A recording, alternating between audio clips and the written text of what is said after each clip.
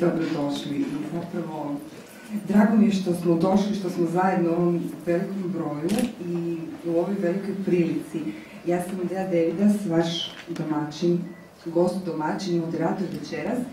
I iznimna mi je čast i vrlo sam uzbuđena što sudjelujem u predstavljanju ove knjige. A reći ću vam zbog čega.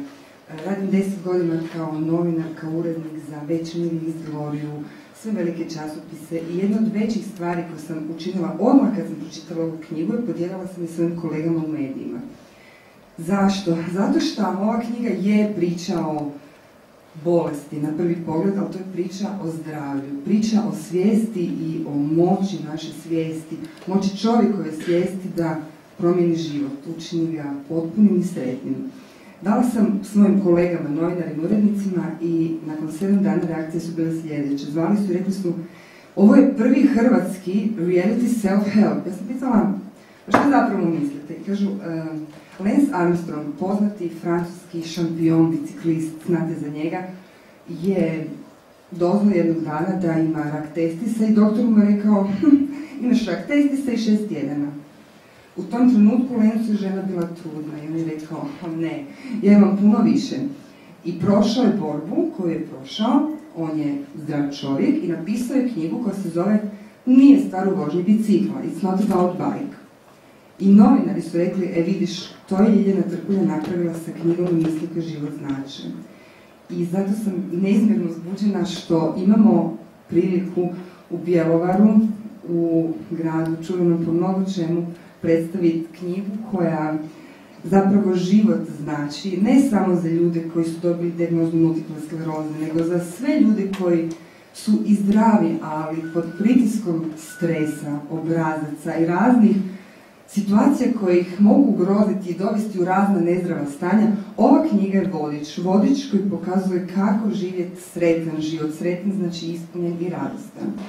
I hvala vam jer vi koji ste ovdje ste izabrani, jer ćete svojom energijom i prisustvom pokrenuti mnogo toga, među ostalim i širenje svijesti o ovoj knjizi. Prije nego predstavim naše predavače i goste, želim predstaviti dvoje iznimnih ljudi koji su ovdje u iznimnoj funkciji. Naime, vidjeli ste gospodina gradonačelnika Antuna Korošeca i gospođu Đurđu Avlašić, koji su nam pokazali veliku čast upravo time što su ovdje stigli kao ljudi. Naime, mi smo svi naučili političare vidjeti u službenim funkcijama, imaju zadatke, moraju govoriti razne važne stvari i zapravo nam najveću čast ukazuju kada dođu kao ljudi, odat priznanje čovjek čovjeku. Došavši na ovaj način, pričali smo hoće li nešto reći o knjizi, pročitali su je, ganuti su kao svi mi, rekli su ne, zapravo želimo samo ljudski iz srca podržati ovu priču. Tako da hvala vam i evo, krenimo sa ljudima koji su omogućili da se ova čarolija desi. Zato bih prvo zapravo predstavila gospođu Đurđu Mički, predsjednicu Društva multiple skleroze županije. Da ću mikrofon i ona će vam reći zapravo par riječi zbog čega je knjiga bitna, što je njoj bitno i kako je zapravo sve ovo počelo. Lijepo dobro večer, sve vas srdečno pozdravljam u svoje ime, u ime sa Društvom multiple skleroze Bjelovarsko-bilogorske županije i Hrvatske. Drago mi je što ste se unatoč ružnom vremenu odazvali ovako velikom broju. Meni je čast predstaviti ovu knjigu. To je knjigu koju je napisala jedna naša članica, gospođa Ljiljana Trkulja, koja je sama bolesna. Međutim, ovdje se ne radi o bolesti, radi se o knjizi koja govori o mislima koje zaista život znače. Čitajući knjigu vratila me u sjećanja na 2005. godinu kada je Ljiljana prvi put došla k nama u udrugu. To je bio sam početak psiholoških radionica koje je počeo voditi profesor Blaženić. Mi smo već nekoliko radionica prošli i bili smo spremni suočiti se sa nekim stvarima i teškoćama, međutim ona kao tako mlada, lijepa, zdrava, tako mlada i lijepa osoba zapravo pojavila se među nama, puna gorčine, puna depresije, puna pitanja. Kad smo ju gledali, pitali smo se, pa Bože dragi, pa zaista to mora biti tako. I malo po malo, dolazeći, prepoznala je u društvu i u tim radionicama nešto korisno za sebe. Ono što je bilo jako dobro, što je profesor Blaženić govorio, pišite, Ono što osjećate, ono što proživljavate, stavite na papir. Ljiljana je upravo bila ta koja to poslušala, stavila na papir i kao rezultat je zapravo to ova prekrasna knjiga Misli koje život znače.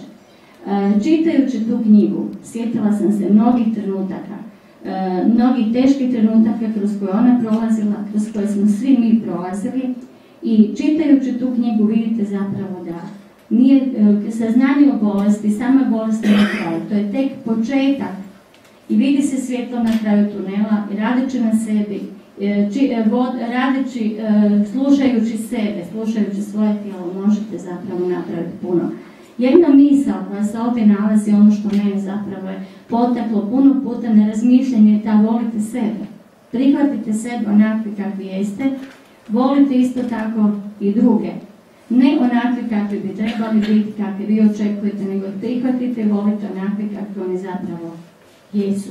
Na taj način dolaze do suradnje, do druženja, do opuštanja. Jedan veliki problem koji je ovdje opisan, to je također stres. Pa recite mi, zar je stres nešto što je zaista samo za multiplu? Non stop govorimo o stresu, stres je ovo ili ono. Ali zapravo bi se mi sami trebali suočiti s tim stresom i boriti se. Jedan dio tih misli također se nalaze u ovoj knjizi. Evo, ja sam se neću više dugo, prepustit ću riječi ostalima, pa vi kasnije pitajte. Hvala vam, zapravo to što ste rekli toliko lijepo i toliko zapravo istinito i drago mi je što može to potvrditi će to naš idući gost i govornik. Jedna od iznimnih osoba u doktorskoj struci, naime doktori često ne s lošom namjerom, ali znaju biti ozbiljni i reći, čujte, stvari su gadne, to je tako.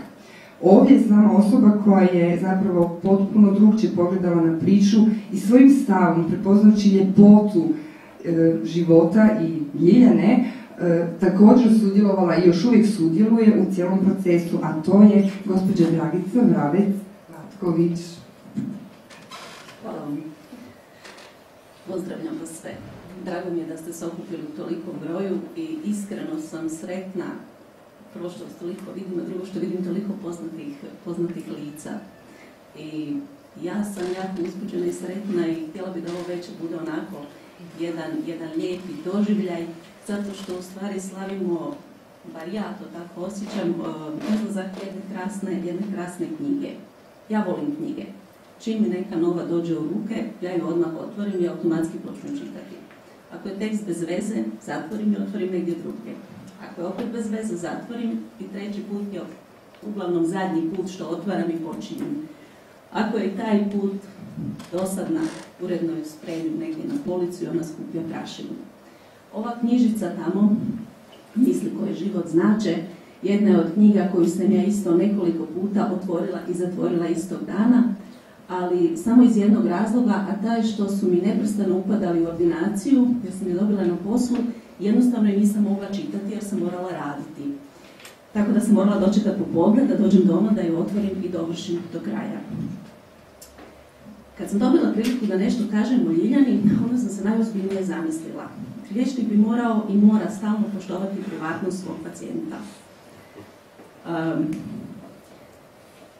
A ovdje se uglavnom govori o osjećajima, o tome kako mi nešto doživljavamo. I u stvari, ako ja želim nešto reći o Ljiljani, to je moj osobni doživljaj Ljiljane. I onda sam razmišljala nekoliko dana kad bi se sjetila šta je ono najtipičnije za Ljiljanu, ono nešto u čemu se ona prepoznaje. I svaki put bi došla jedna te ista scena. A ta scena je prvi susret sa Ljiljanom.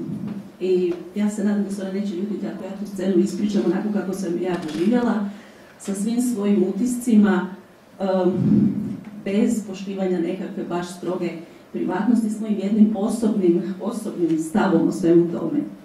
U ordinaciju ušao jedan par, krasna mlada žena i jedan muškarac. Ona je bila pacijent. Sjela je u stolac i zauzela pozu. Vrlo odličnu. Znala sam da će ovo potrajati. Bila je lijepa, plemenitih crta lica, krasne oči, mek pogled, lijepa kosa.